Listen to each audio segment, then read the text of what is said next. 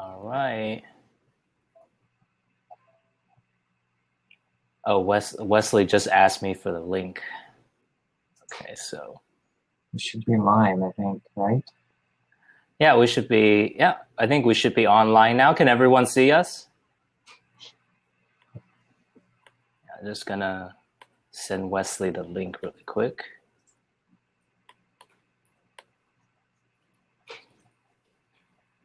Sounds like we're good.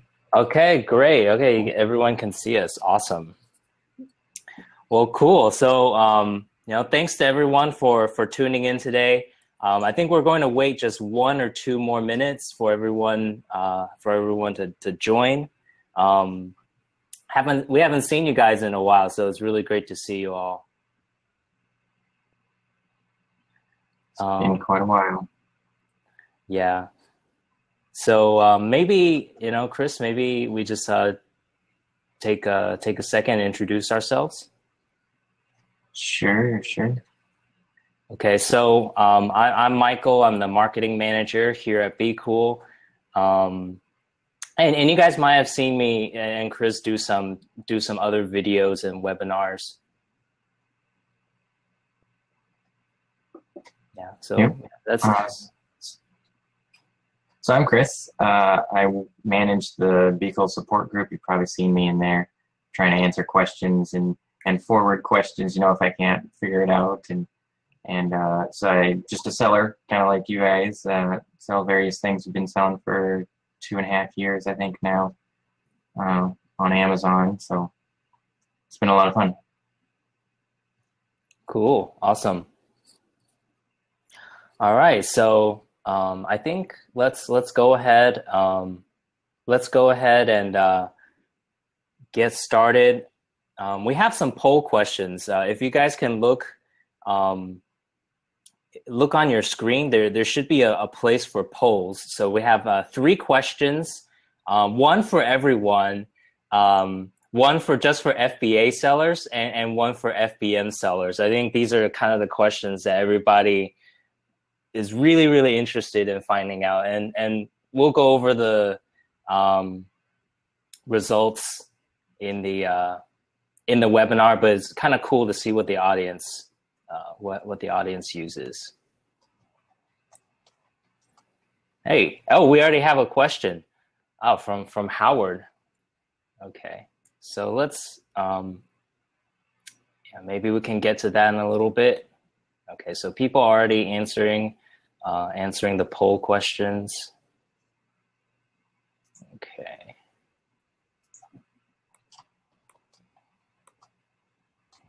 Okay, I need to figure out how to get back to the big screen. Okay. Did it.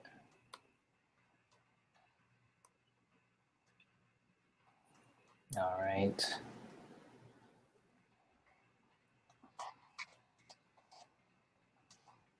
Share screen. Okay, I'm gonna load up the presentation. Please give me just 1 second. Okay, Chris, can you see that? Do you see the presentation now? Yep, we are large still. So if you can either minimize us or hide us or something. Yeah, let's hide us. I don't want to close the video though. Does that do it? Yeah, there you go. Okay, yeah, that's good enough. That's better. Sweet. Okay. All right. Tools. Okay, if that's let me just let's make full screen. All right, cool. Well, let's go ahead and then really jump into the presentation now. So thank you all for tuning in today. Chris and I put together this webinar because there's a lot of questions about the rule, and we really want everyone to have a better understanding of how to use the repricer to get better results. We learned a lot about repricing along the way, like discussing and putting together this presentation. So we really hope that you get a lot of good takeaways. Okay, so Chris and I, we could kind of already introduce ourselves. All right, so here is the outline for today. So the webinar is about five parts, and we're thinking about keeping this to be about an hour, and then leave maybe 20 or 30 minutes at the end for any questions.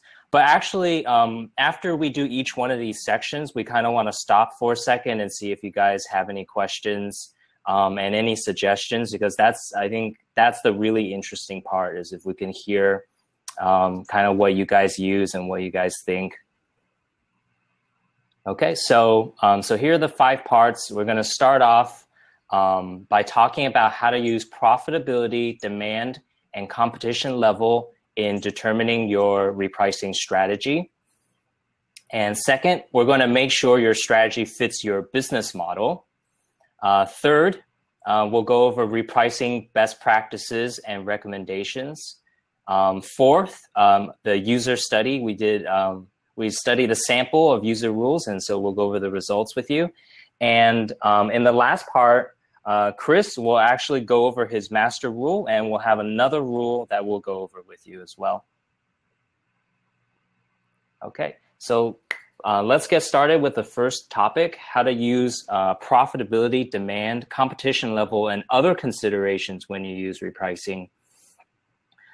So there's a lot of data to actually help you reprice effectively, and these are the things that we found that sellers are using. So so first one is profitability. It's things like ROI, buy box price, fees, and the price spread. So depending on what these are, it affects how you reprice. Demand, like sales rank and monthly unit sales. Competition, number of sellers, and the seller fulfillment type. This also affects how you reprice. And other considerations that actually Chris mentioned a lot of these is quantity. How much do you have in stock? Is it easy to prep, ship, easy to replenish? And also some sellers look at review ratings, but not everyone. So let's go to the next slide. Okay, so this slide has all the factors that we were just talking about on the previous one, except now we're kind of breaking it down. Okay, so like let's start with sales rank. So depending on whether the sales rank is high or whether the sales rank is low, it affects how you reprice. Okay, so if it's a high sales rank, if the product doesn't move that many units naturally, then you might have to be more aggressive. But if it's a low sales rank product, if it sells well, then you might not need to be that aggressive. You might want to try to maximize profit on that product. Okay, so on this page, we kind of just have a spectrum. On one side, we have what would cause you to maybe reprice more aggressively. And on the right side, we have the factors that you might use to maximize profit. So let's kind of go down this list. So the next one is ROI. So a high ROI product, you don't necessarily have to reprice aggressively if it's a high ROI product, but you certainly have more room to. So, if you're sitting at 100% ROI, then you still have some room to reprice down. But if you source the product and it's already at like 20% ROI, then you really can't be that much more aggressive. Otherwise you might just like break even, or you might not even make any money. So in that case, you might want to try to maximize profit. Okay, so the next one is depending on the number of competitors you have. So if you have a lot of competitors, you probably have to reprice more aggressively, as opposed to if you're the only seller on this listing or only 1 or 2 sellers. And next one is a competition type. So if you're an FBM seller and all your competitors are FBA, you probably have to reprice more aggressively. You probably won't be able to just match them. And okay, as opposed to if you're FBA and all your competitors are FBM, then you have the upper hand. You could probably maximize profit. Okay. Okay, so the next factor is how much you have in stock. So if you have a high number in stock, you could probably afford to be more aggressive than if you just have a few units left. You're about to run out. In that case, you might want to try to stretch your inventory by maximizing profit. Next one is kind of inventory age. So this affects like your fees. So if it's been sitting for a while and you're getting close to racking up the FBA fees, the storage fees, so you might want to try to move those products as quickly as possible versus if the products just arrived in the warehouse. So you still have a lot of time, you're not in a rush. Okay. Another one is price trends. So if you feel like this product has been at $20, but you feel like it's going to trend downward, maybe there's a lot of competition, or the product is not popular, or it's seasonal, something like that. So if you feel like it's trending downward, then you probably want to try to sell it as quickly as possible. Versus if you feel like the price is going to trend up, then you might want to try to hold on to this product. Okay, and so whether the product is easy to prep, ship, or replenish. So this could affect some sellers' decision how they reprice. So if something is easy to prep, easy to ship, easy to replenish, you might just say, hey, this is easy, so I'm just gonna sell lots of units. Versus something that's like is a very difficult product. And it's hard to order more, and it's just hard to deal with. So you might want to try to maximize profit on those. And the last one is a review rating. So if this product, if this product has a low review rating and it's customers have a lot of trouble with it, you might want to just kind of get rid of it. Versus if this is a premium product, a really good product, you might want to try to charge premium prices for it. And at the very bottom, I just want to mention that, so typically for competition type, like if you're FBM versus FBA, you want to be priced lower. The exception would be if you're seller fulfilled prime, right? So if you're FBM and you're seller fulfilled prime, then that doesn't necessarily apply to you. Then your metrics are more like an FBA. So you guys can keep that in mind. Chris, is there anything I missed on this slide? No, I think you got it. Okay, cool. Okay, so if you guys are okay with this, let's move on to the next page. Okay, so I know this looks like a lot of data, but what it is I just took what we had on the previous page. And what we're going to do is we're going to apply a scoring system. Okay, so depending on the score that the product gets, it'll determine whether we use a maximized profit strategy, a more balanced strategy, or like an aggressive strategy. So these are all the same factors from before: ROI, sales rank, number of competitors. I just assigned values to them. Okay, so let's start with ROI. So let's say that your kind of your baseline ROI is like between 35 and 50%. Okay, so all sellers are going to have different values here, and maybe even different factors. But this is just kind of give you an idea that you can start with. So let's say your baseline is 35 to 50%. So if the ROI is less than 35%, then we'll assign that to the maximized profit. If it's greater than 50%, we'll use an aggressive strategy. Okay, so do you guys see how that works? So if it's less than 35%, we'll give it 1 point. If it's in that range, we'll give it 2 points. And if it's above that range, we'll give it 3 points. And we're going to add up the points at the end to see how we should reprice. So same thing with sales rank. If you look at the middle column, the baseline is 40 to 60,000 for sales rank. And so if it's less than 40,000, we'll use a maximize profit strategy. And if it's greater than 60,000, we'll use an aggressive strategy. Okay, the third factor is number of competitors. So our baseline is 4 to 10. So if it's less than 4 competitors, we'll use a maximize profit. And if it's greater than 10 competitors, we'll be more aggressive.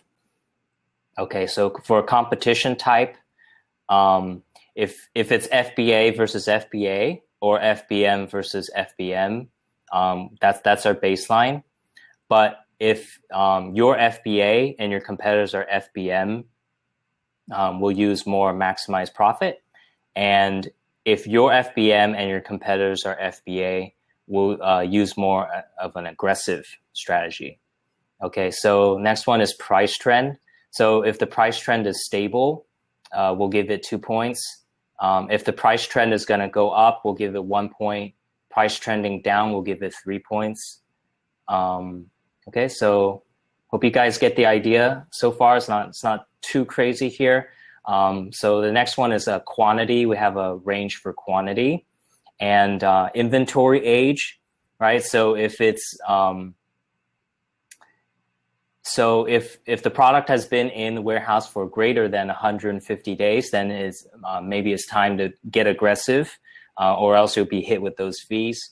As opposed to if it's been there for less than 90 days, you still have a lot of time. And so below that is whether the product is easy, average, or hard to prep and replenish. So we'll give it 1, 2, or 3 points based off of that. And also the review rating. So if the product is between 4 and 4.5 stars, we'll consider the average product. If the product is greater than 4.5 stars, we'll consider that a premium product. We'll try to maximize profit. And if it's less than 4 points, we'll give it, if it's less than 4 stars, we'll give it 3 points. Okay, so what we're going to do is we're going to assign points for each one of these factors, and then we'll add it up.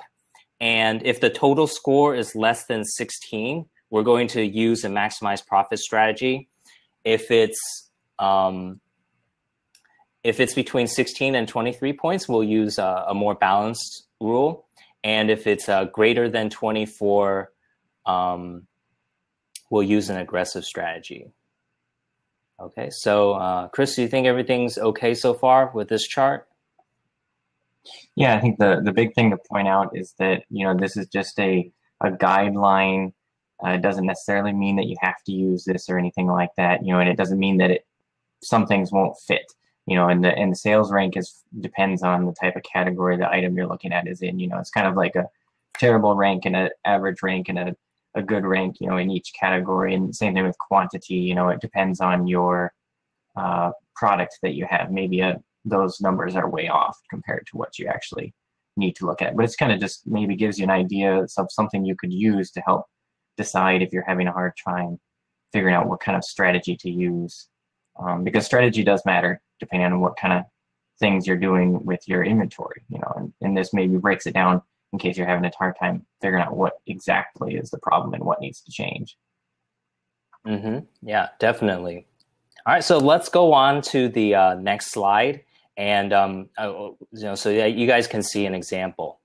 Okay, so on this slide, we filled in we just filled in some data.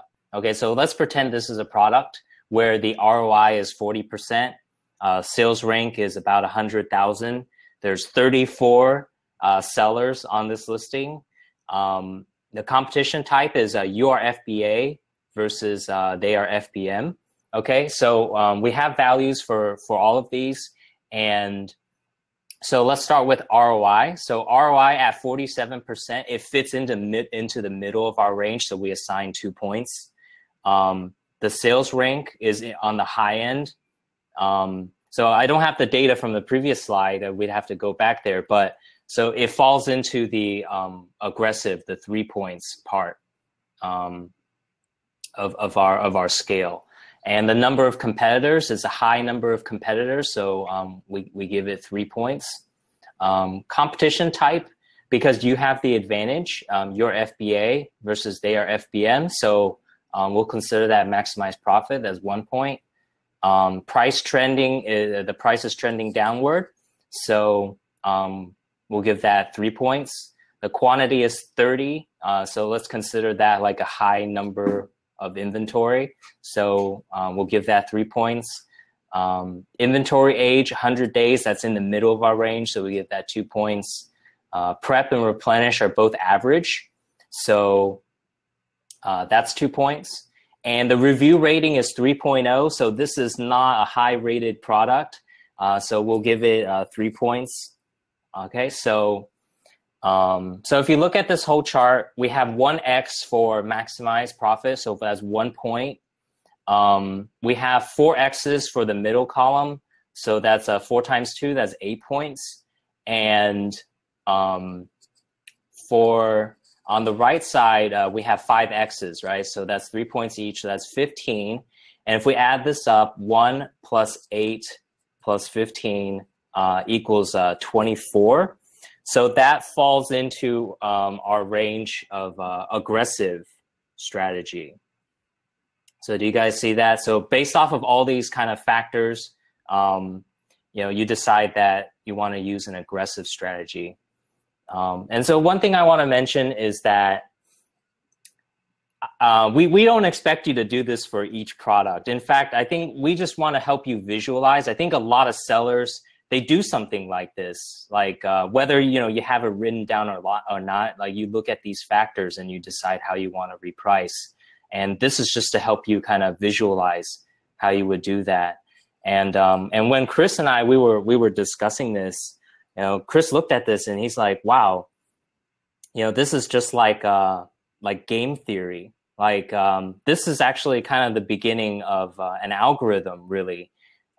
This is the direction that we want to move in. Like have look at all of these factors, and then you kind of analyze all of them, and then you decide on a repricing strategy.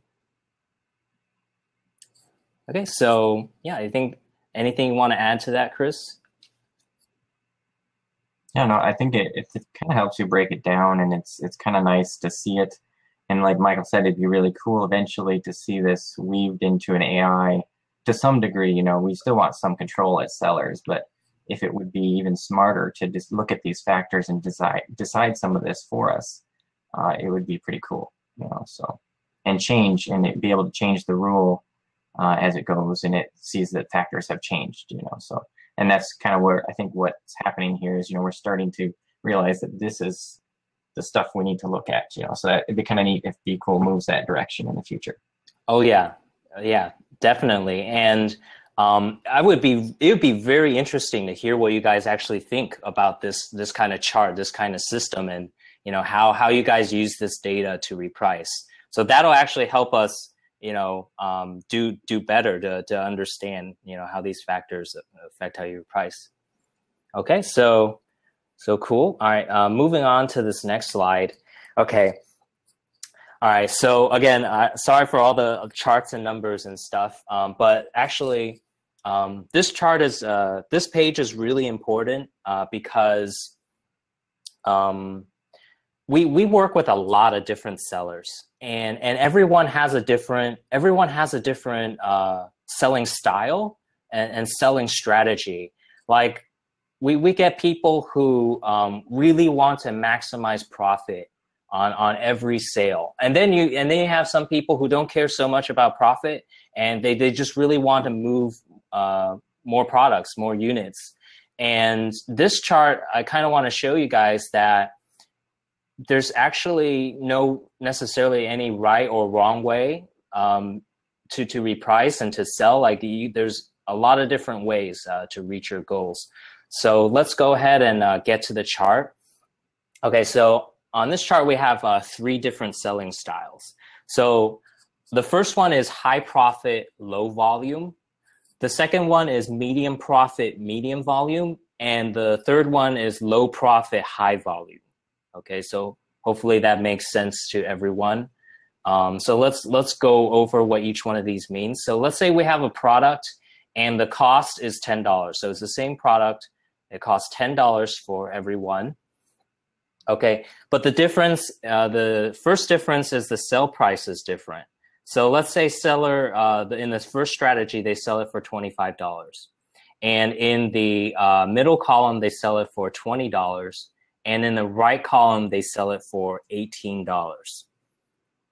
Okay, so 3 different sell prices, and this affects your profit per unit.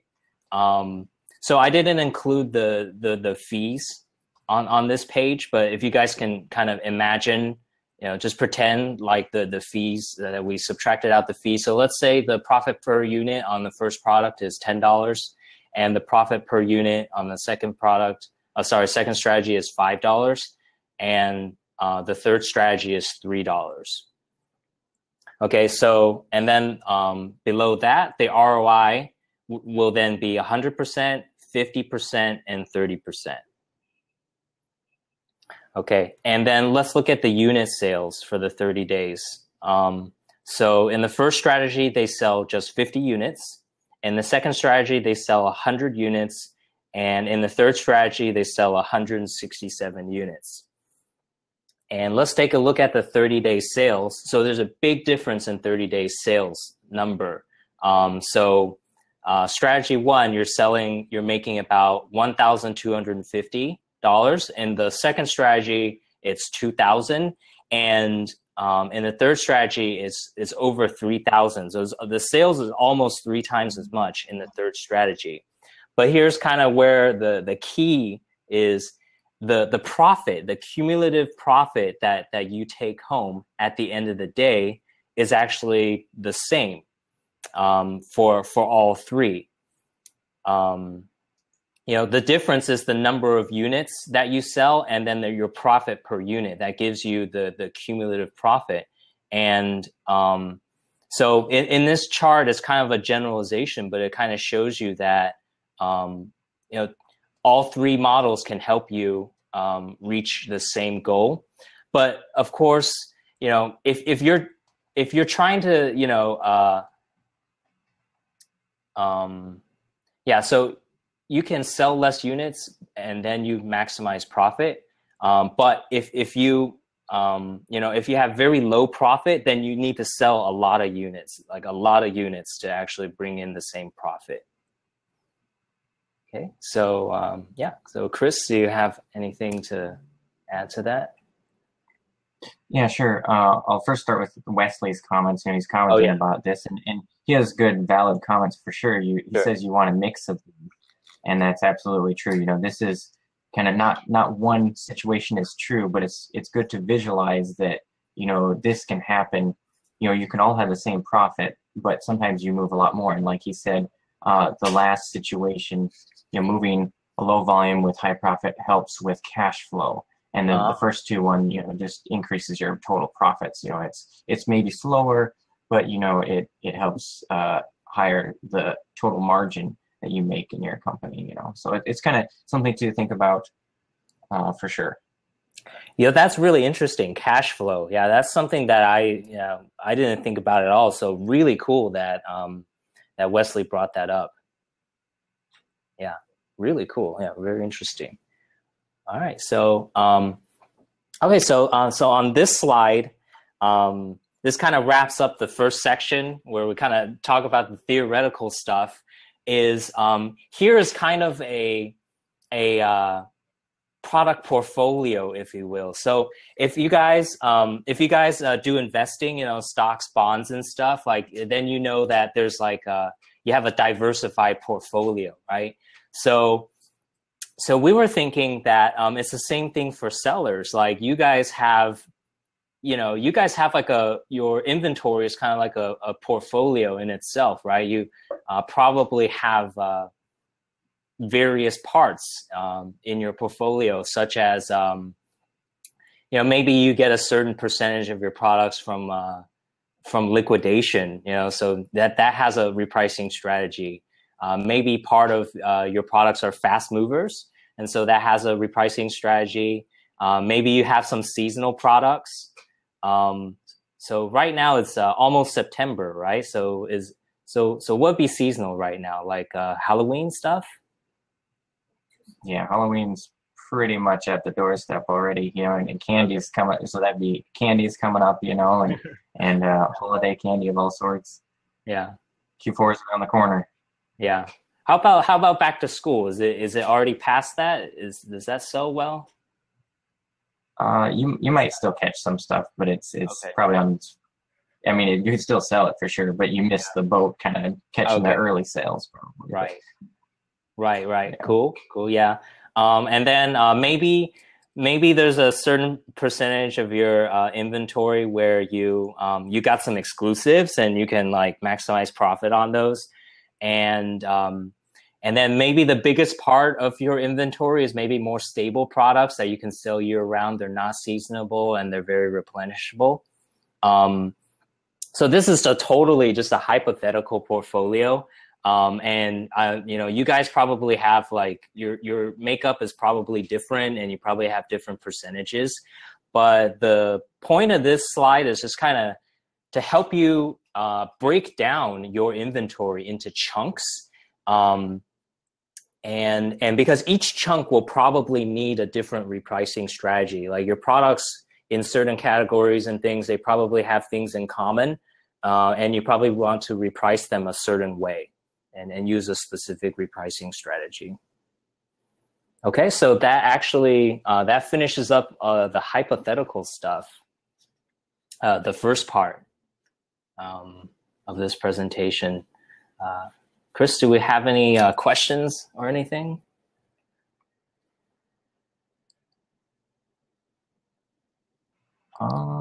I don't think so. I answered a few questions. There was just one. Jennifer had one about does repricing rules take into account inventory age, and not yet. But I think that was a feature suggestion still. Yeah, some of these we don't necessarily, I should have mentioned this, some of these we don't necessarily have in BQool yet. But the more we learn about what affects how you reprice, the better, like the better we can target those features for you. Definitely. Yeah. So if this helps you guys, then yeah, we can definitely learn more from you. Okay. Cool. All right. So let's move on. And Chris, I'll be running the slides. So just tell me whenever you want to go on to the next page. Sure. Cool. All right. So we want to kind of give a quick refresher. I know a lot of you probably know this, but it kind of helps us lead into how you set up your rules and configure your rules. Because these are the individual settings. If you look in your rules, you'll see that these are the phrases that we use. And this one's probably very specific to pricing against buy box, but it also does apply to lowest price in most cases. I think they might just be worded slightly different. So we'll quickly go through these. This is just illustrating what is happening when it says this. So buy box price is above your min price. So that means it's somewhere above your min price. It doesn't matter where, but it's above your min price. And then if buy box price equals min price, that means you're going to set it to at the min price that you set.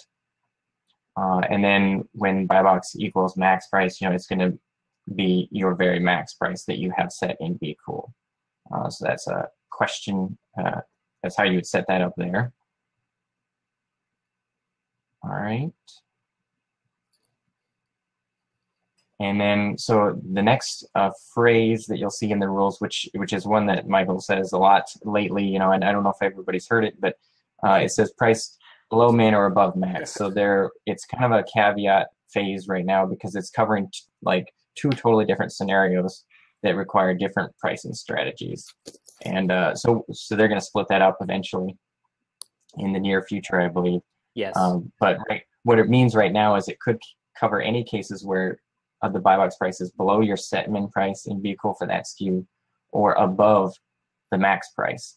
So it could be just maybe the buy box is just below, or maybe it's just above. And you can see that in two different cases. If it's below your min price, you would definitely want to maybe set your price at the min price, and if it's above max price, you'd want to set it at max price, not one setting for both. So it's kind of a tough situation.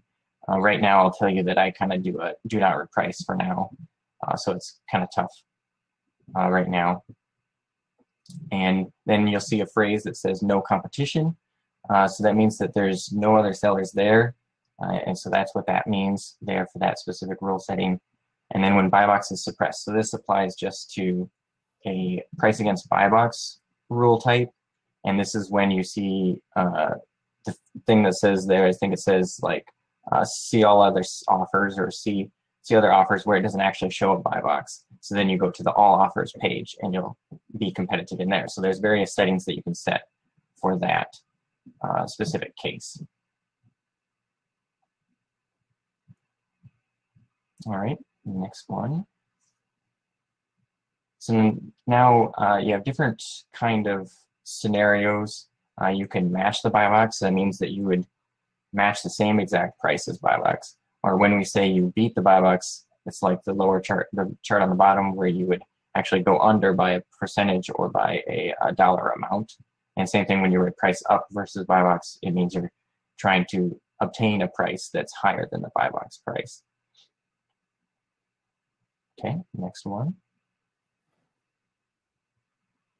And a quick refresher. So we'll probably stop here for a bit because there's some questions I think I see in chat. Okay. So setting your Minimax price is super important. You can set various things. You can set it by ROI with a little calculator, or by profit margin. You can bulk set those sometimes. Maybe you want to set your Minimax price depending on what the buy box price is, or what the lowest price is, depending on what it is. Or maybe you look at your competition and the number of competitors and the sales rank. And so it's just kind of all these things that we've looked at before, your factors of what you pick for a repricing strategy.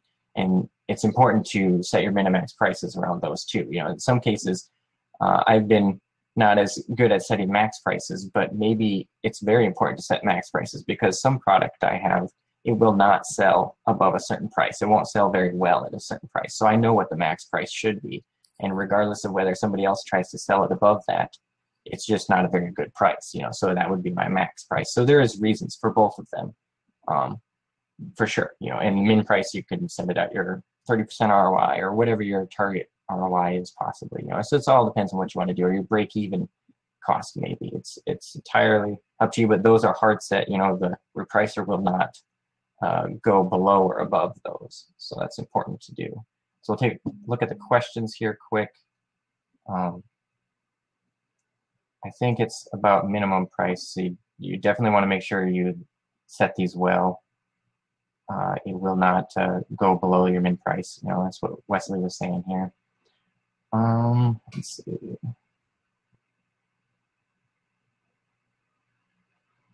I think at the very beginning, Howard had a question about setting min price, right?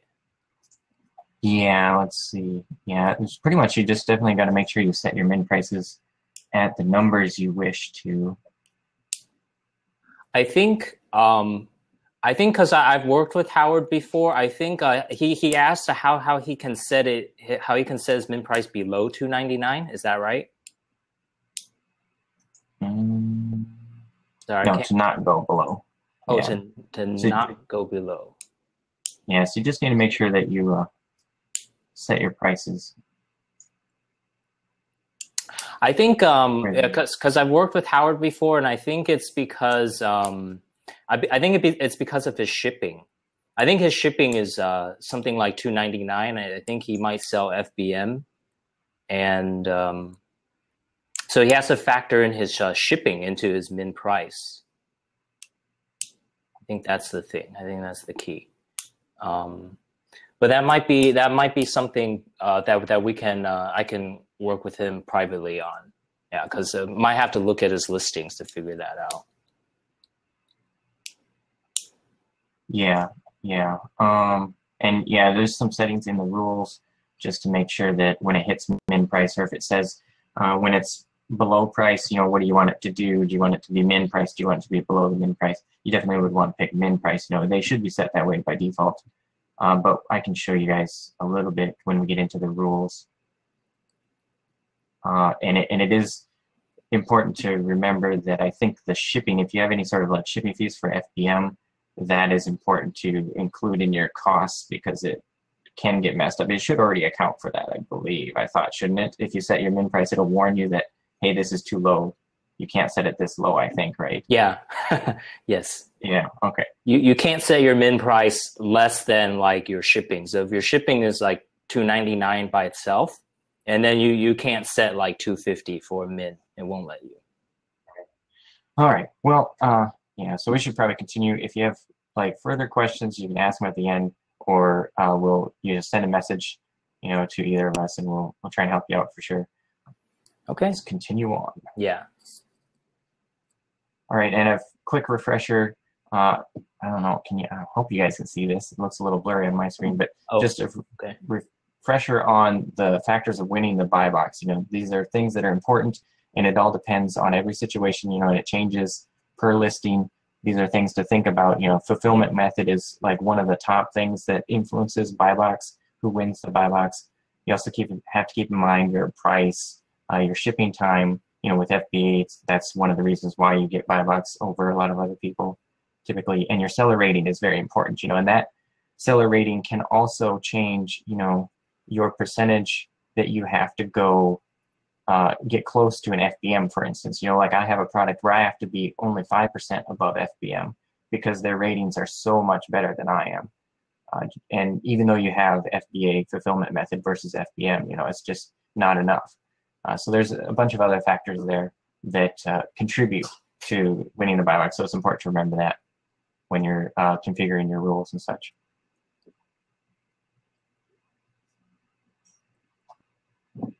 Okay, the next one. All right, so now we're going to kind of break it down into the strategies that we were mentioning before. These are kind of what you might consider. You can totally do this however you want, but these are some guidelines on maybe how you would set your rules up in these various strategies. So the first one is a balanced strategy. You're trying to not be super aggressive, but you're also trying to not maybe you're still trying to be very competitive, to some degree by maintaining profit. So it's kind of halfway between. And so if you look at the little chart at the bottom, you're on the left. So if you are an FBA and your competitor type is an FBA, maybe you want to typically match them or beat them by a cent. I've had no problems just matching competitors, and you make the sales just fine. And some people might even say you could price up above them and still make money just as well, and it would be even better for everybody. And if you're an FBA versus an FBM, that you get some latitude because of your fulfillment method. You could rate price up above the FBM, 5 to 10%. So that's an option. And then Amazon, maybe you want to beat Amazon by a penny because you're trying to they're very aggressive, and they maintain buy box a lot and don't rotate in. It depends on the product. Sometimes you can match Amazon and you have no problem. Sometimes it's a little bit trickier and you have to beat them, by a percent or a penny or something. And then the converse is true if you're an FBM versus an FBA. If you're just a regular FBM, not a seller fulfilled prime, that should make a difference, I believe. But just if you're regular fulfilled by merchant, you might have to beat an FBA by 5-10%, and maybe you would have to you can match then FBA. So it all depends on what you want to do. So that's just some guidelines for this kind of strategy. And like Jennifer said, she often has to beat Amazon by several cents. Yes, so it really depends on your metrics and the type of listing. You can watch in BQool on each listing, there's the price history. So you can look at that to see what's happening. If you can't catch it fast enough, it's really hard to watch on listings. So that might help you determine whether you're actually getting anywhere, or not. And the buy box percentage would tell you that. And like some other people brought up, you got to watch the the repricing down strategy. If everyone prices down a penny and you price down a penny, and so you're going to constantly be trending down in price. So that's why I really think the matching price at least is the best method to kind of maintain the profits and hopefully not drive down the price as much. The issue is that you get in the buy box and then somebody else's repricer says penny down. So it doesn't exactly fix it. The only thing that would fix that is if you stay outside of their window. So if everyone has a penny under, you would have to stay a penny above, in order to typically probably not race to the bottom. So we'll go to the next one and look at the next strategy here. So an aggressive strategy, you're just trying to be a lot more aggressive. So you're going to beat, your competitors by more than a penny, or by various percents. Or if you're an FBA versus an FBM, you're going to tighten that difference up a lot closer. In the instance that I mentioned earlier, I couldn't compete against this FBM seller because they had higher metrics than I did, so I had to maintain a closer percentage, only 5% above instead of my typical 10% above, so that required a more aggressive strategy in order to be competitive in that fashion. And then, same thing with Amazon, you can apply more competitive, beating them by higher percentages. And then the converse is true, same thing with if you're an FBM versus an FBA, you would have to beat them by a lot more if you want to be very aggressive. Typically, it's probably not always required, but it all depends on what the listing situation is, on if there's a lot of FBA and you're like the only FBM, you might have to fight pretty hard depending on what your metrics are and everything. So we'll go to the next strategy. And so this would be the last strategy, and these are just kind of generic ones. You can totally make a bunch of other decisions depending on what you want to do. And so this is maximizing your profits. So you're trying to reprice up by various cents and percentages above same competitor types, and you're repricing up a lot higher above, if you're FBA versus FBM, for instance. And then if you're the other way around, if you're FBM versus FBA, maybe you would try and stick a little closer to the FBA competition. Maybe you can still siphon off a few sales because you're just a little bit cheaper in price, and maybe somebody decides, well, that's fine. I'll just get this price that's just a little bit cheaper, and they'll buy yours instead of the FBA price. Not often, but it could be possible. So those are the various situations. I think that's the last repricing slide, right? That is, and I was thinking now is a good time to maybe take a look at the survey results, and then maybe we have some questions. So let me exit out of this and let's look at the survey results. Can everybody see that? We don't see the survey results, no. Just the webinar.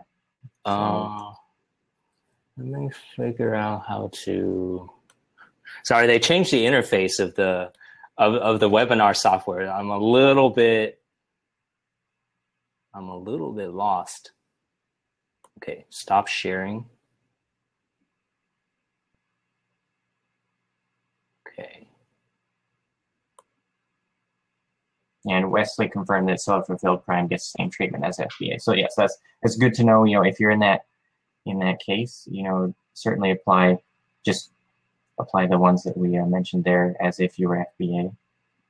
Okay, so I closed the share screen. So I'm looking at the survey results now. I don't know if you guys can see it. Cool. You guys see that? Can you guys see it now? So they can click on polls and they should be able to see it, I think. Okay. But you can mention it here. All right, cool. If you want to look at questions. Okay, so my first question was, what repricing strategy do you use the most? And we have 13 responses, okay? And the choices are beat buy box price, match buy box price, reprice above buy box price, beat lowest price, match lowest price, or reprice above lowest price. And 69.2%. Oh, sorry, it just changed. So someone's answering the poll right now. Okay, so one person, 7.1% says beat buy box price. Most people, 64.3% are saying they match buy box price. So that goes goes back to what you were saying, Chris. 14.3% reprice above buy box price. Okay, so all right, cool. Not so many people use lowest price in our audience today. One person says they match the lowest price, 7.1%, and one person says they reprice above lowest price. Okay, and no one says none of the above. So everyone uses one of these strategies. Okay, so let's look at the second question. The second question was inspired by Lisa. One of our users, Lisa. So let's go over the question. For FBA sellers, how much higher can you reprice above the buy box price and still win it consistently? And we have 14.3% says 0%. So you can't reprice above the buy box price. Or no, sorry. They can. Yeah, they have to match to be consistent. Okay, 28.6% say 1%. Okay, so they can be 1%. Oh, we're getting some answers. We're getting some more answers. That's cool. So 44.4% say they can do 2% above the buy box, and this is fantastic. One person says that they can do more than 5%. And still win the buy box consistently. So good for you. Got some good stuff going on there. All right. And then the last question, this is just for FBM sellers. How much lower than FBA sellers do you have to be to reprice, to win the buy box? And 33.3% say 6 to 8% lower than FBA. And 66.7% say more than 10% lower than FBA. Wow. Yeah, that's pretty interesting.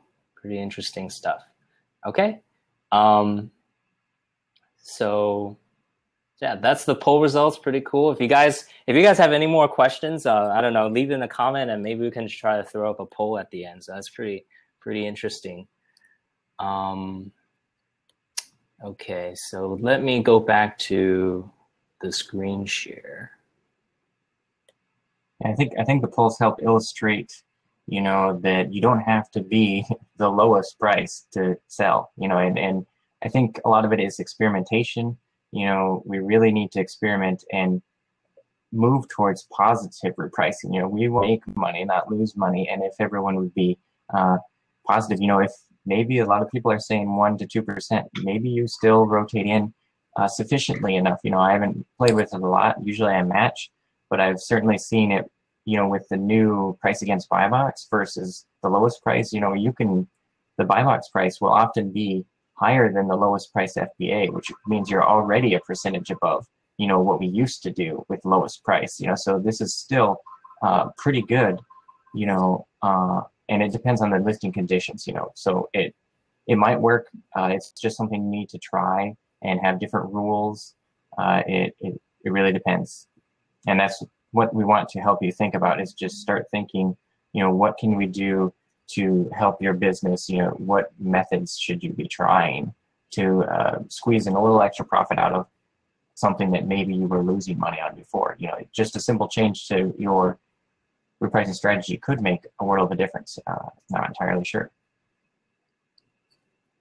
Right on. Minimize, I suppose. I'll look at the questions quick. I think we got to all of them. Someone was saying buybacks has been very elusive. Yes, it is. It always is. It takes some learning. It's quite a tricky one, but it doesn't always necessarily matter. You rotate in sometimes and still sell products. And someone was saying competitive buyback on competitive products, win buybacks all the time if they're lower only. Yeah, so when you reprice higher, you lose 90% of sales. So oftentimes that probably could be true. Matching sometimes works, and definitely if they're really low ranks, obviously there's a lot of competition. Metrics I think are and stock levels are really important probably in those types of listings. All right, let's get back to our cool. Yeah, yeah, really interesting stuff. So, Chris, can you see the presentation? You want to make it larger. Oh, really? It's not larger? Oh, I know. Oh, sorry. Yeah, that larger, like this, right? Yep, awesome. Okay. Yep. Okay, yeah, thanks. All right, okay.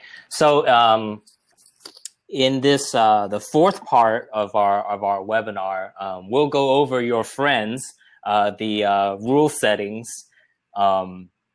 So for this part, we studied users' rules, and this is across strategies. So this is a variety of rules, but we'll go over what people are using for each one of these settings. So let's jump right into it. The first one is buy box settings. Okay, so 62.5% have enabled buy box settings, and 37.5% think it's better to leave it off. Okay, so if you look at the bar chart below, the pie chart below, lower or raise at 44% is the most common setting. And some people just use raise my buy box price, 16% use that. Very few people use lower my buy box price, because you already won the buy box. So you don't necessarily want to lower it any more than that. Lower helps you to like keep holding on to the buy box, but it seems like that might just cause like more of a race to the bottom, like so that might not be that helpful. Okay, next one. So on the repricing settings, we have two charts here, and on the left side, we've kind of broke it down. That's how many are using the buy box price, competing against buy box price. On the right side, we have lowest price. So in this study, more people are competing against the lowest price than buy box price. So 33%, about a third, are using buy box price. 2/3 are competing against lowest price. And what's also interesting, so if you look at the buy box price, more are choosing to match the buy box price, and less are opting to beat the buy box price. And in this study, we didn't have anyone who repriced above the buy box price. And on the right side,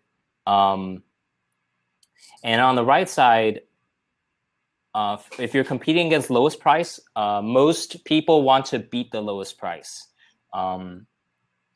as opposed to matching or repricing up versus the lowest price.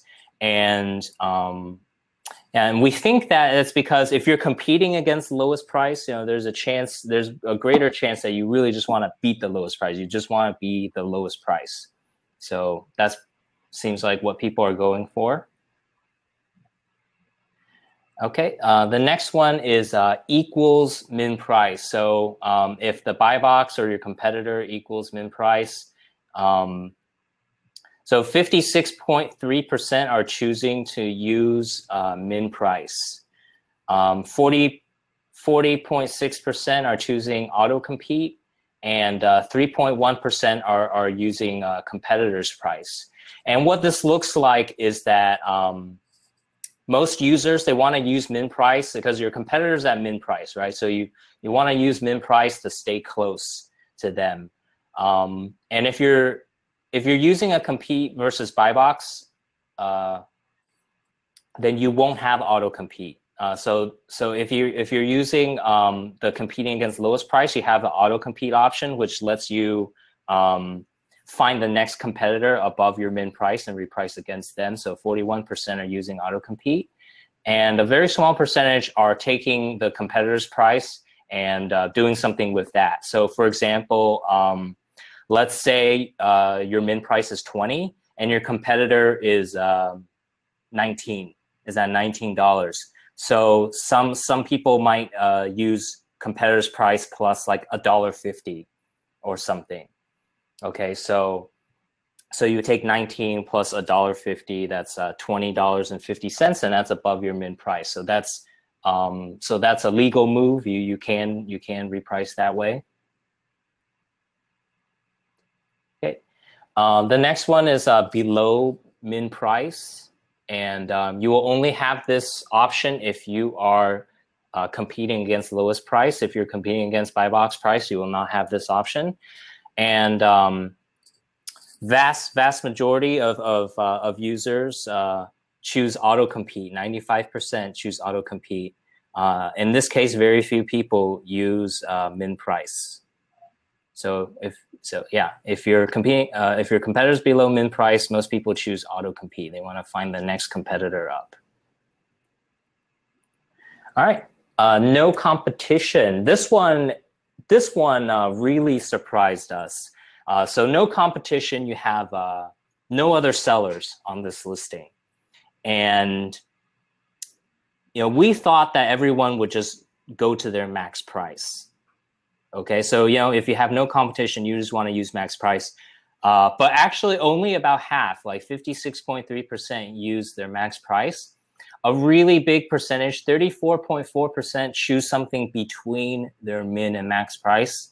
6.3% choose do not reprice, and 3.1% actually choose their min price. So this is really interesting. Chris, I know you have something to say about this one, right? Yeah, sure. Definitely. So this is kind of an interesting case that's very important to keep in mind.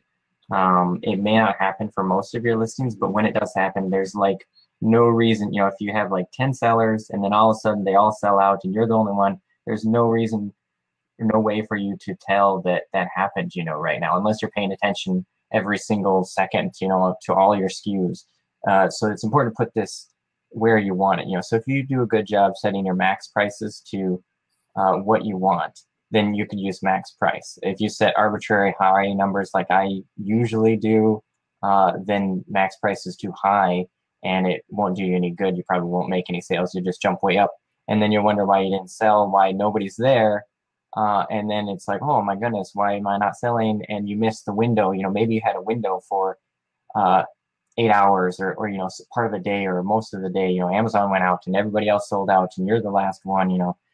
So something else to think about is typically I set my min prices by a percentage ROI.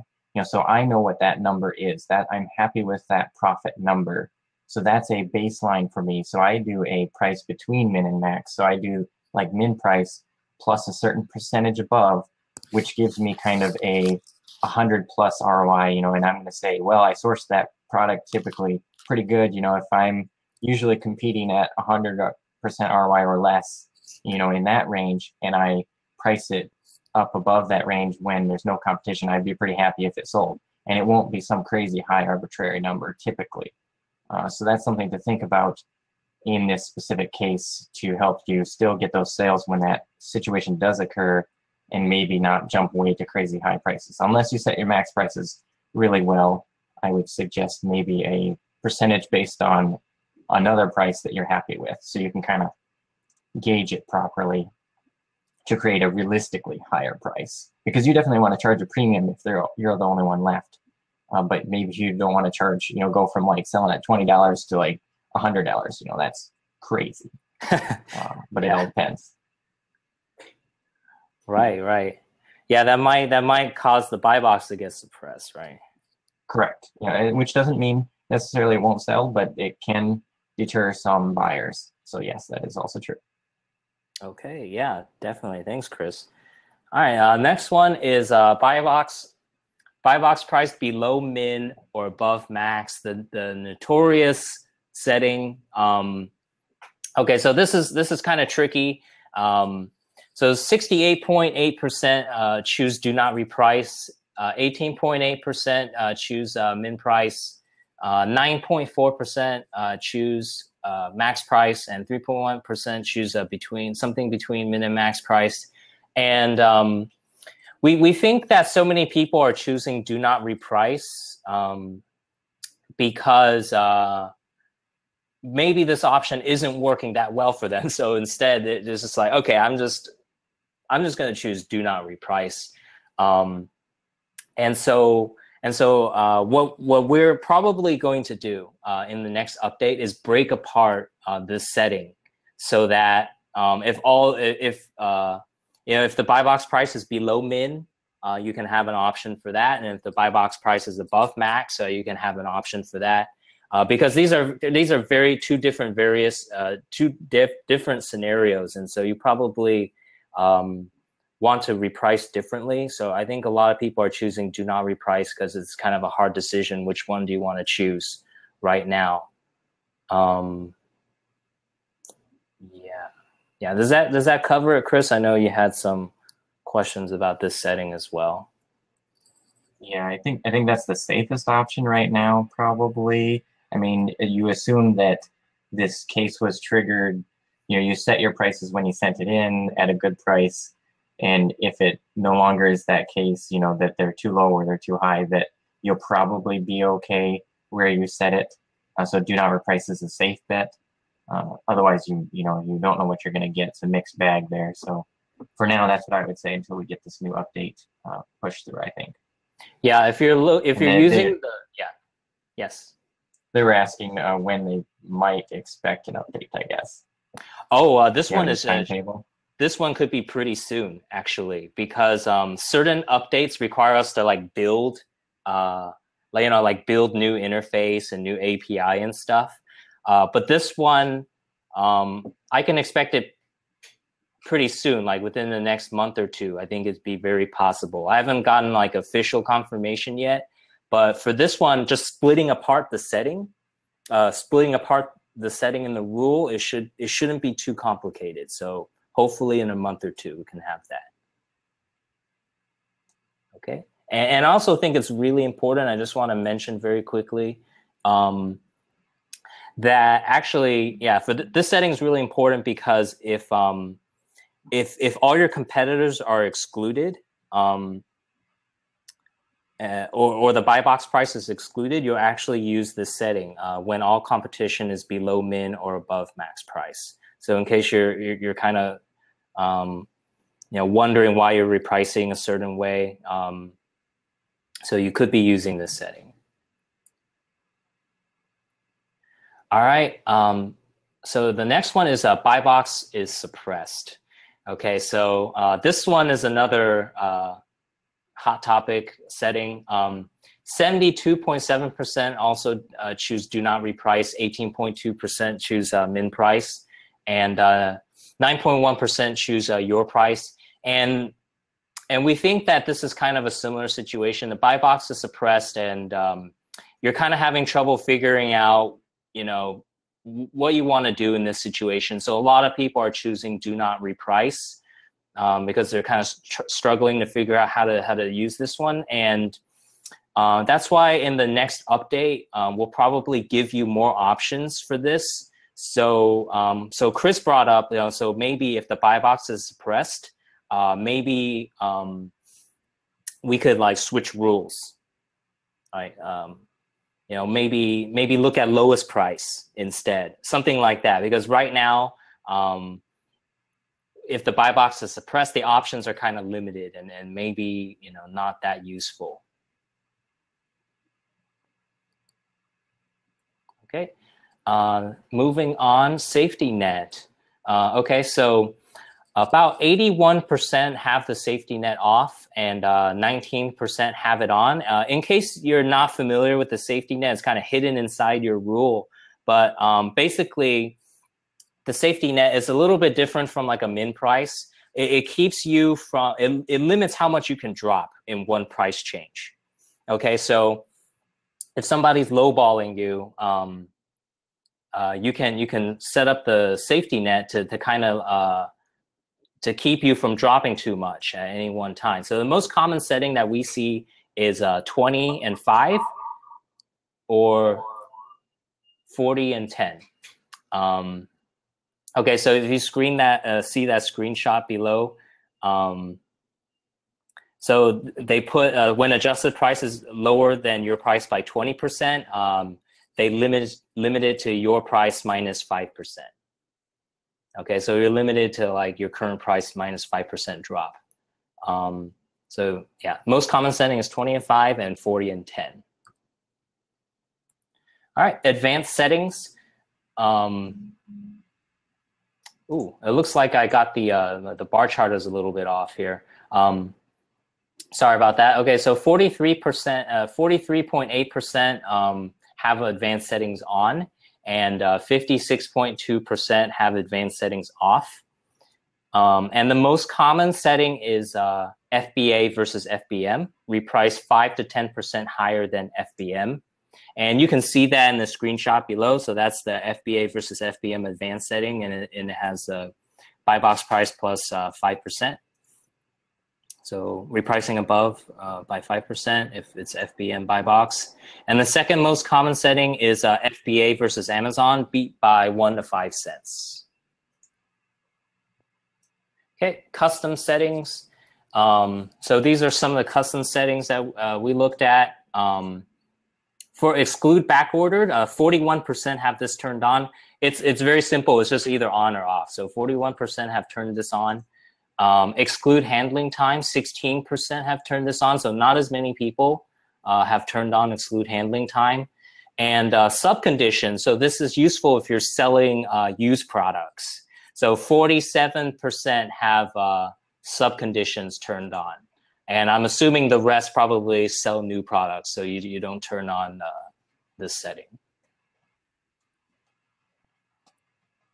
Okay, and the last part of the study is for the scheduler, and I don't have very much data for you because very few people actually use the scheduler. So instead, we have a tip from Wesley. Wesley's in the audience today, right? I think he asked a question earlier. So this is from Wesley, and Wesley strongly recommends everyone turn on the scheduler. So what Wesley does is, here's a screenshot of his setting actually. What he does is he pauses repricing every day at 4 a.m. and he enables it at 5. So it's paused between 4 and 5. And he set it to raise his price by 25%. Okay, so why he chose this time is very interesting. So he chose 4 a.m. because 4 a.m. Eastern time, because any earlier and West Coast shoppers are still shopping, so that'll affect your sales. But if you do it too late, the East Coast shoppers are waking up first thing in the morning and they're shopping. So you don't want to impact your sales too much. So that's why he chose 4 to 5 in the morning. Yeah. So what's really cool is that he raises his price, all his prices by 25%, and anyone else who's using a repricer will also follow. And so this has the benefit, it's really cool, has the benefit of raising everyone's price. So it's kind of a win-win. Everyone raises their price and it's good for all sellers. But you do want to be careful. Wesley says that, with something like this, you want to be careful and know exactly what's going on so that, you don't totally stop your sales or something totally unexpected. So be careful with this, but it's also very helpful. So yeah, so the more people that use this, the better it is for all sellers. So yeah, so I think Wesley's watching today. So if you have any more tips that you want to share with the others, you can. All Something right. else I want to mention. Oh yeah, sure. That. Yeah, sure. To go back. Yeah. So like Michael said, it's a really cool idea. You definitely have to be careful what you're using it on. For instance, say if you're the only seller on a listing, and your no competitor rule setting says do not reprice. So if you have this go on, it resets the price on that rule, prices it up 25%. You were selling good, then all of a sudden now you price up 5%. Now you have to just stop selling, and you forget, that every night it'll keep increasing that price until you hit your max price. So it's definitely important to consider, what rules you use it on. You can create multiple rules. You can copy a rule and say this one's the rule, same rule, but it's with the scheduler. So maybe those items it's safe to use on. And David had a question earlier. He's like, well, what would you recommend to be competitive and reprice with a lot of stock on hand? So this is probably what I would use. When you're trying to fight against selling a lot of stock, but you have a lot of room and you're okay with that. So I had a few years ago, I was competing against Amazon on this product. I had a lot of margin and it sold really well, but we just didn't have the metrics to get buy box from Amazon. So I would price down, by 5 cents or more. And then I would eventually have to reset the price back up and they would follow me back up. And then we'd start again the next day, but I had to do that manually. So doing this automatically in that specific case, would have been a time saver. And you can do this with all your SKUs that you think it applies to. So that's super important.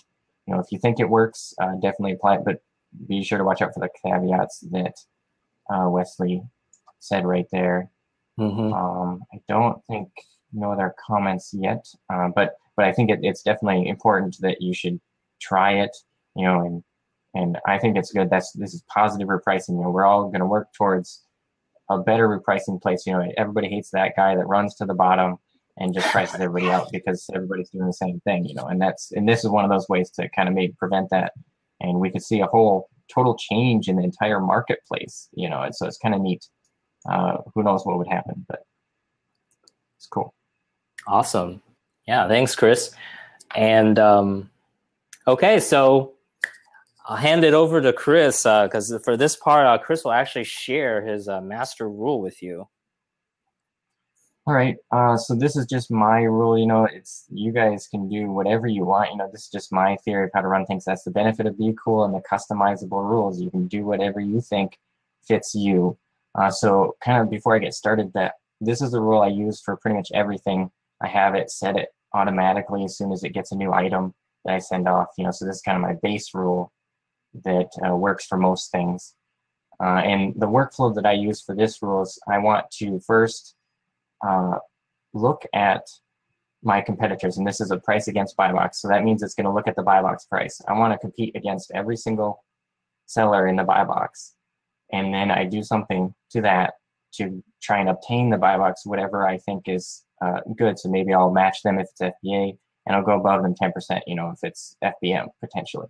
And then after that, when I obtain my own buy box and when I get in the buy box, then I only want to go up in price to the FBA or FBM seller, assuming that, I'm FBA in this case. If I'm FBM and I get the buy box, well, that's magic. I guess you might keep it for a while and maybe I'll lose it, who knows. But that's what I want to do. That's why I don't always price against in the buy box settings. I don't always look at FBM while I'm in the buy box. And I only like to go up because sometimes when you're matching, or if you go penny under and you say raise or lower, it'll look at the next person below you and it'll start pricing you down in the buy box instead. So I don't do it that way. You have to experiment with it. Maybe that works for you, but this is kind of what I use. So these are the settings, so buy box settings, I say raise to and 0, which matches them, and I only compete against Amazon and FBA. And then I use the price change safety net. It's helpful, because it doesn't change as much all at once, but you have to keep in mind that it's per repricing change. So right now everybody is at least a minimum or a maximum of 15 minutes, and some plans are 5 minutes if you have the accelerated plus. Is that what it is? Right. Yes. Okay. And so Wesley's back. Wesley, if you have any other comments, we'll go back and we can talk about it. We just went over and said how it's awesome for a positive repricing, that everyone should use it, and there's a lot of people that like it. So if you have any other comments, totally mention them and we'll go back to it for sure. Yeah. So I use the price change safety net. It doesn't hurt anything. It just doesn't jump instantly down to, the bottom all at once, but it will slowly go down as it reprices, so it eventually will get there, every 15 minutes, but it's every 15 minutes or every 5 minutes instead of instantly from $1,000 down to 0, kind of instance. Hopefully that's not the case, but that's what you could happen. So we'll go to the next one, next part of the rule. So now these are the repricing settings. These are what happens when you're trying to obtain buy box, but you don't have buy box. So I set it to compete against buy box price. That's what I told you before. This is a buy box price rule. It only looks at buy box, not the lowest FBA or the lowest price. And so I compete against all merchants. Really, you wouldn't need to compete against non-featured, I guess, but I checked them anyway. So when the buy box winner is found between min and max price, I just say minus or plus $0. So that means it matches it. And when it equals min price, I just want it to be the min price because I'm trying to match them as an FBA versus FBA instance. And when there's no competition, this is what I use. I do a plus 50% of my min price. I don't remember exactly what ROI that roughly comes to, but I believe it's above 100% because my ROIs I set for my min price are about 30%, give or take. And so 50% extra is typically a pretty reasonable price. It's not too much, but it's a lot higher than you probably would have been offering while you had competition. And then when here's the infamous part of the rule here, when it's below min or above max, I just changed do not reprice, so that's the case there. And then when there's no buy box winner found, which means when it's suppressed, it's do not repriced. And when it's suppressed, typically, I have to do this manually, but if it stays suppressed, which is often what happens for those kind of listings, unless you're in like some Q4 case, I switch to a lowest price rule instead, so then you can then compete while the buy box is suppressed if you feel that's important, which sometimes it is. You could be $20 off and you wouldn't be selling because you're so far off of everybody else. And then I do the price change safety net here too as well, same case, it's just a little bit of extra protection. Doesn't mean anything necessarily in the end game because it's every repricing period. So go to the next one.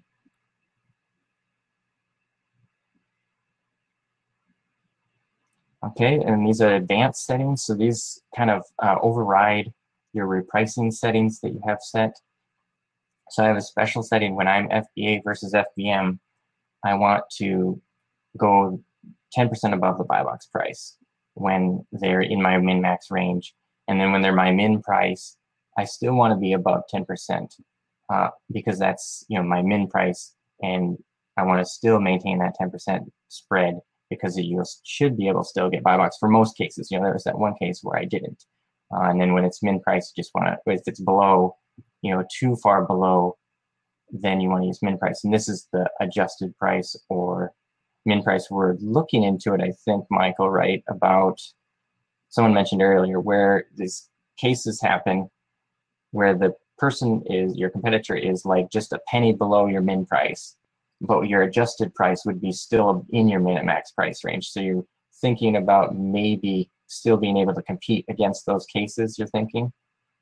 Yeah, we're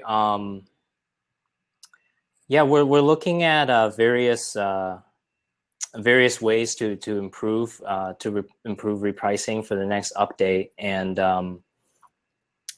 one of the things that Chris mentioned that this would be very helpful for is so even though they're below your min price, like if you're repricing up against them, like the end result is above your min price, and so that's where you want to be. You want to be closer to your min price. You don't want to necessarily be like pushed up higher. You want to be close to your min price, but still above it. So that might be the ideal situation. Yeah. So anyway, so these are the settings that I recommend for now.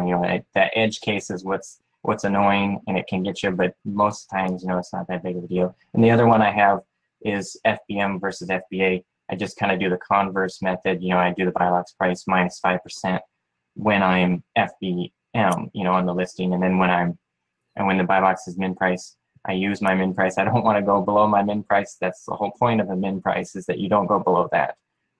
In both cases there, you would need to go below min price typically to obtain buy box, in most cases. But so I use this rule for both FBA listings and FBM listings, and it works pretty well typically. So we'll go to the next one. Awesome. And so these are some custom settings. There's some things that you could totally set up if you wanted to further. excluding sellers and excluding other things like that. But I just do the feedback. I don't really want to compete against sellers that have really low feedback ratings or counts. I've been pretty happy with the exclude backorder sellers because typically you can obtain buy box, at a higher price. So that's been working pretty well. And then excluding handling time longer than 2 days, assuming that, I ship my stuff out FBM within 2 days like you normally would, and assuming that you're at FBA, so it ships out right away, so you have an advantage. And then the conditions, so this is sub-conditions. Somebody mentioned something about how to set up rules for booksellers. This is going to be your bread and butter right here, is the price, how you price against sub-conditions. I don't have a total answer for this, I guess, because I don't have a lot of experience. I'm not really a bookseller, used seller, but I go with the same or better condition. That's more a positive approach. I don't know if that's as competitive as you need to be in most cases, but you can totally customize that. It would definitely be good to seek out somebody that has more experience with books and used products to maybe come up with a better rule for specifically used conditions or sub-conditions. But you can compete against any sub-condition now, so it's a lot better. Yeah, sure. If we have any booksellers and anyone selling books today, yeah, feel free to comment about that. Okay. Is there anything else? I think, is that it? Well, that's your rule. Yeah. Okay, cool. Well, we should talk these questions quick. I think there's a few. Oh, yeah, they sure. mentioned something. Yeah. Something about showing where the scheduler is eventually, which would be good. And then Wesley is saying something about, let's see. He'd like to see more customization within pricing against back order. Okay. He'd like it to have where you can set to go a certain percentage above the back order price. Yes, because at a certain point they will still be in the buy box. Yes, so that's true. So while you can exclude back order products, it means that it'll then look at, it'll do the other rule cases. So if your lowest price, it might look at the next price, or if in your case where it said it excludes when you don't have any competitors, you ignore the buy box price, you go to that no sellers between min or max, right? Yes. I think is what you said. So then it does that, which means do not reprice. So in this case, like Wesley said, that causes a problem because then you might be sitting way up, too far above buy box price, and you might want some customization. So that's a good feature request there, is to maybe go up a certain percentage or allow it to be customized in that fashion. So we should totally make note of that. Okay, definitely take that down. And do you want to go through Wesley's rule, or do you want to show the scheduler, or what would you like to do first? Yeah, let's go ahead and go through Wesley's rule really quick. So a big thank you to Wesley for sharing his rule. Let's go over it really quick. All right, so okay, so this is Wesley's rule, and for buy box settings, he's using lower or raise my buy box price. And so he has both the lower part and the raise part to 0. So this is very flexible. It's really just, if he wins the buy box, it's really just about matching the competitors if they change price. Yeah, so if he's in the buy box, he has it set to compete against Amazon and FBA only. Okay, and price change safety net is not turned on. Okay, and let's look at the next part of his rule. So this is a competing against lowest price rule, whereas Chris's rule was competing against buy box price. And as far as competitors goes, he has Amazon and FBA checked off, and so that seems to be what he's going for, is looking for the lowest price Amazon FBA price. And then if you look below that, when competitor is above min price, he will match that competitor. So it's all about matching the lowest Amazon and FBA price, and that gives him the best results for winning the buy box. So next one, when competitor is below min price, he uses min price. When competitor equals min price, He uses min price as well. No competition. He chooses do not reprice. No competition between min and max. He uses min price. Well, just min price. Yes. Okay, and price change safety net is not turned on. Okay, advanced settings is not turned on, so it's really just focusing on FBA and Amazon. All right, and for custom settings, he has it set to exclude sellers with positive feedback rating lower than 90%. It excludes sellers' total feedback count lower than 3. So if they're really new, he has them excluded. And he has exclude sellers with back order turned on. And yeah, and I'll take note of the feature requests for more options for back ordered. Yeah, and as I mentioned earlier, Wesley has the scheduler turned on, so that's also a part of his rule that that we showed earlier. Okay, so actually that's all for Wesley's rule, but you know, Wesley's in the audience, so you know, if you have anything else you want to add and you know, tell people about your rule, you can. And Chris, you said somebody wants to see where the scheduler is, right? Yeah, if you get that ready, I'll reiterate some other things that are here in chat. You know, Wesley says he also has specific rules for FBM cases where they gain the buy box. You know, that's certainly good to have those various rules. You need those extra rules in your tool sets for different scenarios. That's why we were probably talking about different repricing strategies. You know, you have different cases that you want to apply different things. A liquidation rule, FBM rule, you know, so there's different cases where you need to do different sorts of things. And you can certainly do that for sure. And he said he does the 8 to 10% above FBM, you know, so it's just a separate rule that he does with his, you know, and mine's kind of a combo. There's pros and cons to both ways, you know. Maybe it's better to do separate rules, you know, but you have to remember to switch them on occasion. So. Okay, great. Okay, I've logged into my test account. Let's get that up.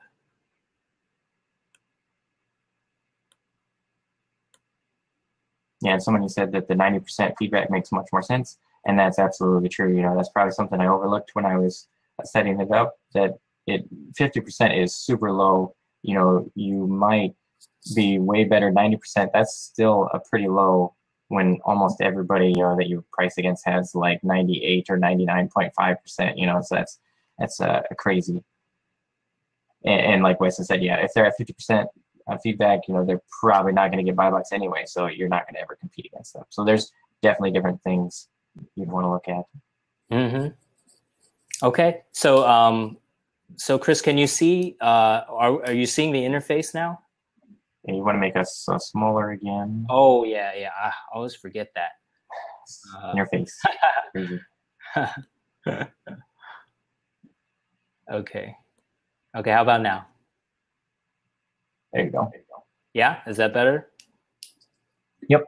Okay, so so yeah, here's the rule, right? The rule page. Everybody knows where this page, right? Repricing rules here, and here we have like the various rules, and the scheduler is on the right side. Do you see that? At the very right side, I click on that, and boom, here's the scheduler. So to set it up kind of like how Wesley did, I would turn this on and maybe do this 4 and 5, and you have to set up the the time zone. Okay, so I guess one thing that I might as well mention now is currently we don't account for daylight savings time, so I think you have to it's off by 1 hour. So whatever you want to set, you have to it's off by 1 hour, like 1 hour earlier or 1 hour later. I get a little bit mixed up.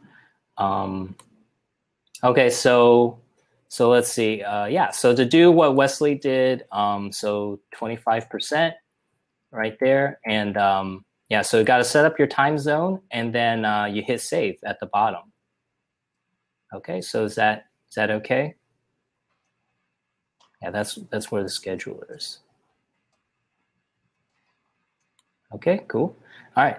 So I have one last slide in the presentation. Chris, can you see the presentation now? Yep. Okay. Okay, cool. Okay, so just one last reminder for you guys. So we have a lot of filters on the managed listings page, and these are really handy. They tie in really well with what we were talking about before. They help you like organize and filter for your listings so that you can reprice them. Okay, so for example, we have the buy box owner filter, and we have a new option so that you can now, if there's no buy box owner, so you can search for those. So that means if the buy box is suppressed, you can find all the listings where the buy box is suppressed, and you might want to change your, do something with those listings. So moving on, quantity. So here's an example of like, let's say you have deep inventory. So maybe you want to just find listings where you have deep inventory and reprice those a certain way. Next one is offers. So number of competing sellers. So like if there's a high number of competing sellers, maybe you want to reprice a certain way. Units sold, it can help you find fast or slow moving products. So maybe if a product is having trouble moving, maybe you can look at it and find out why. Maybe buy box is suppressed, or everyone's price is too high, something like that. Or maybe it's a sales rank issue. Okay, so ROI, you can find products within a certain ROI, and maybe high ROI products you want to price aggressively. Oh, I accidentally put quantity in twice. Sorry about that. Meant to be another filter there. Rank, so you can filter by sales rank, hot products or not so hot products. And competition below min price. So this is a very handy filter for, maybe finding listings where you're not competitive. So you can use this listing, your competitors are below your min price. Maybe you need to adjust your min price, or you'll have trouble winning the buy box. So we have a lot of filters on the managed listings page, and these are really handy for helping you guys reprice. Okay, so that's it. We made it. That's the whole presentation. So now it's time for Q&A. Anything that we have left? Okay, let me turn off this crazy screen share. It looks pretty crazy. Yeah, something to mention about those filters, is they're super handy, and I use that for the case. Right now we don't have when buy box is suppressed. I use the buy box price against buy box rule, and when buy box is suppressed, now there's no good option. You really want it to switch a rule, so I use this filter to quickly, find those listings, and I change them, to a lowest price method of repricing, a different rule. So maybe in the future that'll be changed. But for now, the filters are super handy to narrow it down, and you can set them up. So you would set where there's no buy box owner, where it's active, and where it's FBA, and you can save that as a filter, a preset, and then you can just click on it as soon as you log in. It's right there. You click on it, and it'll show those listings, and you can create a bunch of different presets, depending on what you're looking for. And then Wesley said something. He's mentioned something about how he split up the rules. I think the biggest thing that would solve that is he was saying how it sometimes picks the 8% above, which is still higher than the FBA price. And that was the issue that I mentioned, that we're looking at trying to do the lowest computed price, wasn't it? I think now. So like it would look at everybody that you have checked, and if FBA is lowest, then it would just pick that one instead. So that's something they're working on. That's the caveat with the lowest price, and that's why I kind of like the price against buy box. It's something to try. I found that you can create a combo rule in that specific scenario. I'll upload my rule as PDF in the group, but it seems like it works pretty well that way, and it still works, without that minor caveat. But it has a different caveat now, that when buy box is suppressed, it doesn't work. So those are the different things. Someone's mentioning about how I can set min price on the setting. Not quite sure what you mean exact. Oh, on the rule possibly. So maybe take a look at that. Okay, let me try to go back into the software. So Chris, maybe you can help guide me, figure out. Yeah, Okay. so I think he's looking at clicking to a rule. I think they're looking at how to set the min price. You know, there Clicking. possibly. I'm not Okay, sure. so clicking into a rule like this.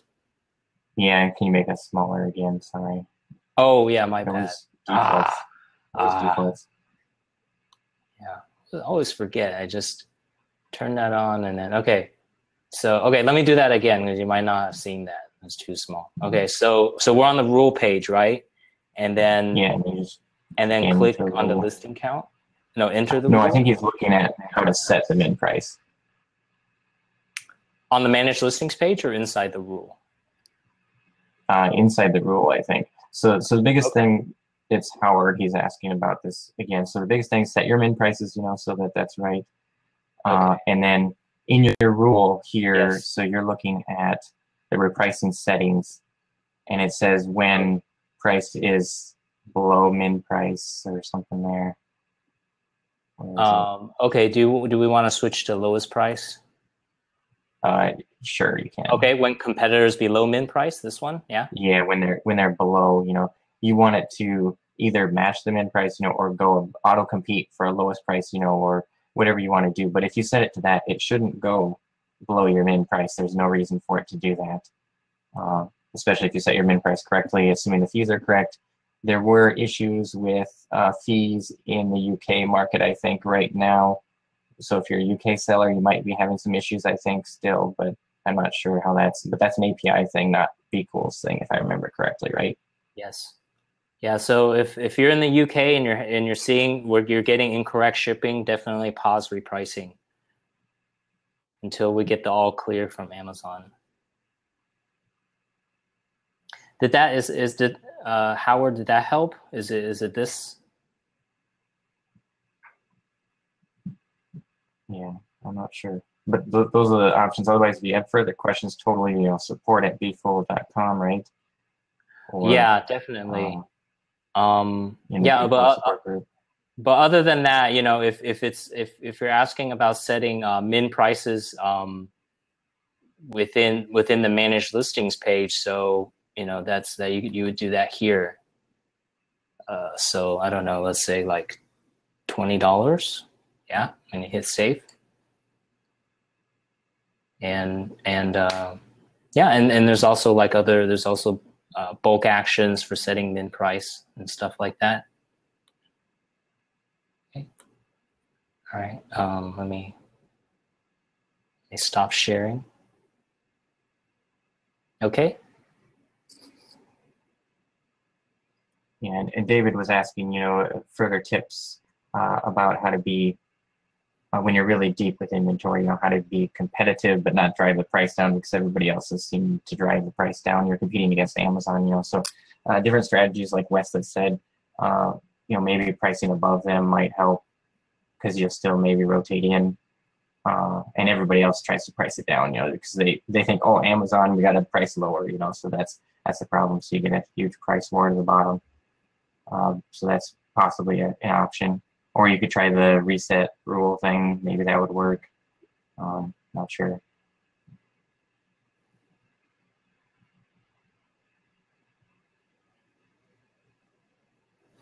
Yeah. Okay, so yeah, for Howard, I think I'll send you an email later, and we can kind of figure out your listing and what you should set your min price to. That might be the issue.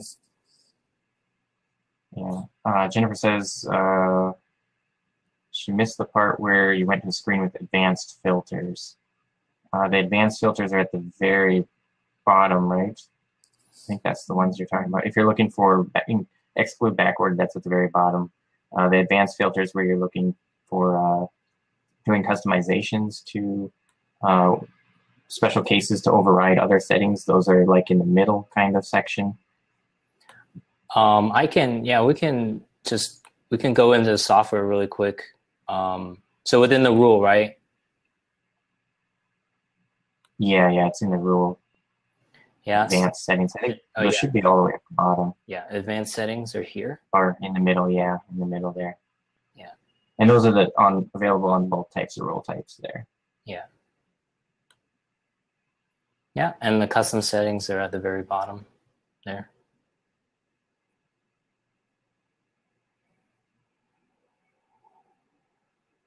Yep, and Wesley's talking with David. Same thing, it's Amazon's difficult to deal with sometimes. It all depends on the very specific listing. You have to just play with them and see what works best for you. Maybe try and stay above them because they can be very aggressive, or you can match them. Sometimes that works just fine.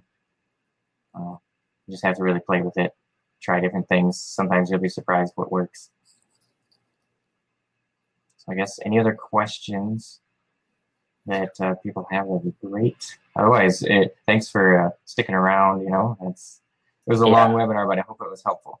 Yeah. Hey, thanks so much. Yeah. You guys for helping, answer questions and stuff. And thanks, Wesley. It's super cool.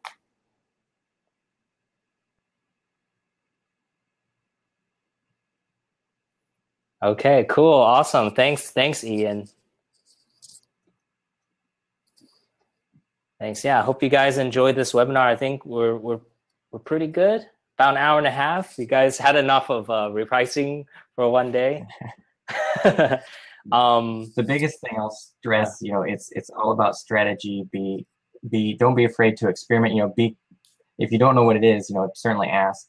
But we need to discuss and talk, and with everybody sharing ideas, we can totally make a better experience for everybody. If everybody tries different things, somebody's going to get something figured out, and we can all share that and become better as a community. And that's kind of, I think, what BQool wants. Is we want a better repricing community. That's what everybody wants. They want sellers that gain profits. Yeah, definitely. Okay, cool. So yeah, if you guys can find me and Chris, or I don't. This replay will be available on this page, and also I don't know if you guys need any of those templates or things that we made. I don't know if you want a hard copy of those.